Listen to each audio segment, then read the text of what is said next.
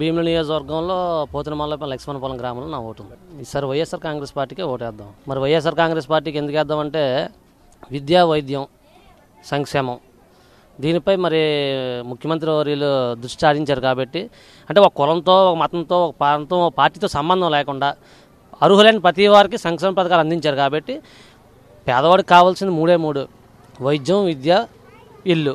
ఈ మూడిట్లో మరి రాష్ట్ర ముఖ్యమంత్రి సక్సెస్ అయ్యారు కాబట్టి మళ్ళీ అదే ప్రభుత్వాన్ని మేము కోరుకుంటున్నాం. మళ్ళీ పక్కాగాన మరి భీమిలి వరకే వెళ్ళవసరం లేదు. నేను నివసించే 6వ వార్డు వరకు చూసుకుంటే 90 కోట్లతో అభివృద్ధి చేశారు.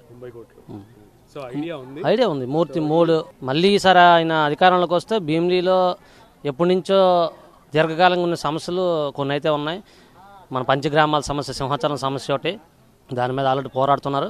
అలాగే మన జూట్ మిల్ సమస్య ఒకటి, తర్వాత అనంత పద్మనాభ స్వామి టెంపుల్ రహదారి, తర్వాత పాండురంగ్ బ్రిడ్జి. ఆల్రెడీ పాండురంగ్ బ్రిడ్జికి వీటికి అమౌంట్ అయితే శాంక్షన్ అయింది, పనులు కూడా ప్రారంభంగా వస్తాయి.